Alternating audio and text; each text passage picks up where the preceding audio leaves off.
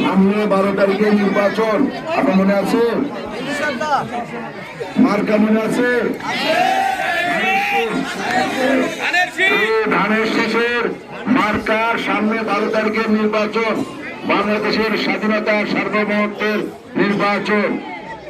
এই নির্বাচনে প্রতিদ্বন্দ্বিতা করছে যারা স্বাধীনতার বিরোধিতাকারী, যারা 71 সালের এই বাংলাদেশকে স্বাধীনতা মেনে নেয় নাই, এই বাংলাদেশের স্বাধীনতা মেনে নেয় নাই, তারা স্বাধীনতার বিরোধিতা করেছিল, তারা পাকিস্তানের পক্ষ নিয়েছিল।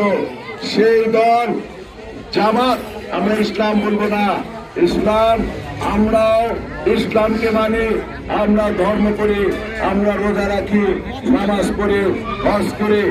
এই জামাত তারা একটি ভণ্ড দল, একটি প্রতারক দল। এই প্রতারক দল, এই ভণ্ড দল, তারা কি বলছে? তারা জান্নাতের টিকিট বিক্রি করছে। আমরা বলি নাউজুবিল্লাহ, জান্নাতের টিকিট বিক্রি করা যায় না। কয়েকদিন আগে তার আমির সাহেব আপনাদেরকে নিয়ে কটূক্তি করেছে, আমি সেটা বলবো না যে কি করেছে।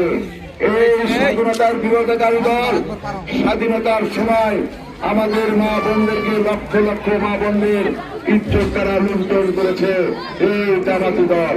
তাই এই জামাত থেকে আপনাদের সাবধান থাকতে হবে। এই আসন জিয়া পরিবারের আসন, এই আসনে আমাদের মরহুমা দেশনেত্রী বেগম খালেদা জিয়া 4 বার নির্বাচন করেছে।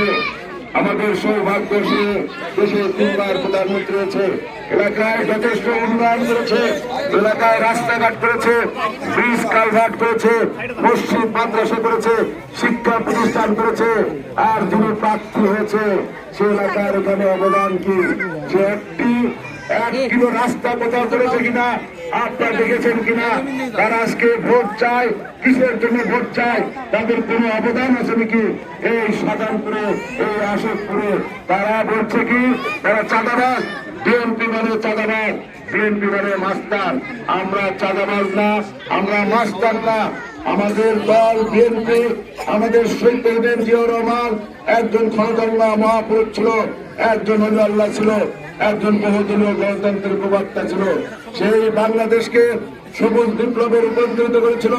আমাদের দেশনেত্রী বেগম খালেদা জিয়া মহিলাদের জন্য মহিলা মন্ত্রণালয় খুলেছিল এবং মেয়েদের জন্য প্রবৃত্তি চালু করেছিল এবং পড়ালেখা ফ্রি করে দিয়েছিল, মুক্তিযোদ্ধা মন্ত্রণালয় করেছিল। এই বাংলাদেশে উন্নয়ন করেছে আমাদের চেয়ারম্যান।